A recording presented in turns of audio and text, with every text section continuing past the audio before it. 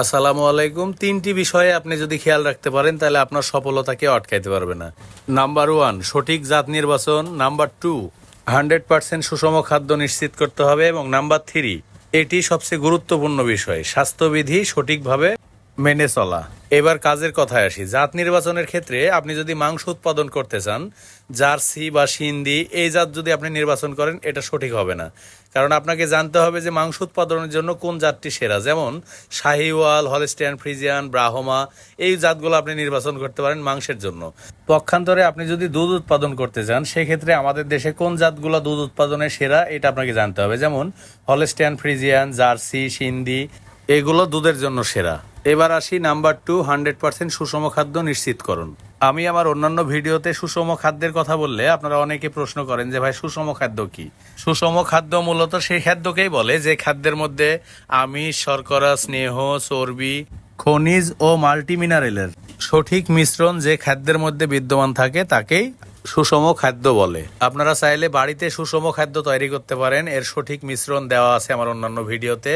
আবার আপনি চাইলে বাজারে যে সকল ক্যাটল ফিড পাওয়া যায়, ষাড় গরুর জন্য যেগুলা ষাড় গরুকে খাওয়াবেন, এবং গাভী গরুর সেগুলা গাভী গরুকে খাওয়াবেন নিয়ম অনুযায়ী। ইনশাল্লাহ কখনোই আপনার গরুর বিপাকীয় সমস্যা, পাতলা পায়খানা, স্বাস্থ্যহানি সহ আরো অন্যান্য কিছু সমস্যা আছে যেগুলা থেকে আপনি মুক্তি পাবেন। আপনি কি জানেন 75 কেজি যদি আপনার গরুর বডি ওয়েট হয় তাহলে 1 কেজি ফিড খাওয়ানো লাগে। এখন অনেকে কি করে, ফিড খাওয়ায়, খুদের ভাত খাওয়ায়, আলু খাওয়ায়, মুরগির ফিড খাওয়ায়। এইগুলা ভুল করেও গরুকে খাওয়াবেন না।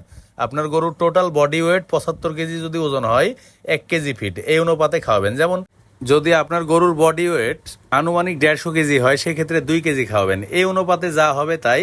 আপনার গরুর বডি ওয়েট অনুপাতে যে পরিমাণ ফিড পাবে, এই ফিডটাকে আপনি সারাদিনে 2 থেকে 3 বারে খাওয়াবেন। তাহলে রুমেনের পরিবেশ ঠিক রাখে এবং দ্রুত স্বাস্থ্যের উন্নতি হয়।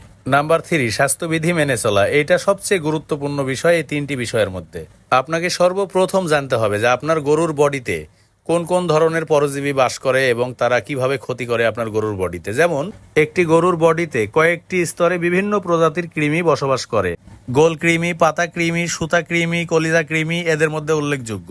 এই সকল কৃমি মিলে একটি গরুর বডিতে উৎপাদিত রক্ত থেকে প্রায় 40% রক্ত খেয়ে ফেলে, এবং মশা, মাছি, উকুন, আঠলি এইগুলা খায় মোটামুটি 10%। টোটালে আপনার গরু থেকে উৎপাদিত 55% ব্লাড নষ্ট করে এই পরজীবী।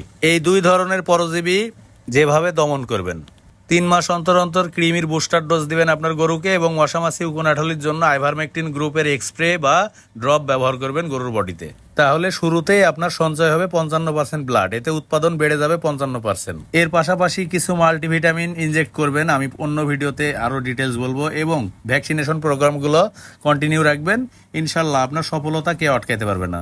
গরু ছাগল পালন সংক্রান্ত যে কোনো টিপস পেতে আমাদের চ্যানেলটি সাবস্ক্রাইব করুন, এবং আমাদের ভিডিওটি গুরুত্বপূর্ণ মনে হলে অবশ্যই শেয়ার করে 8-10 জনকে জানার সুযোগ করে দিবেন।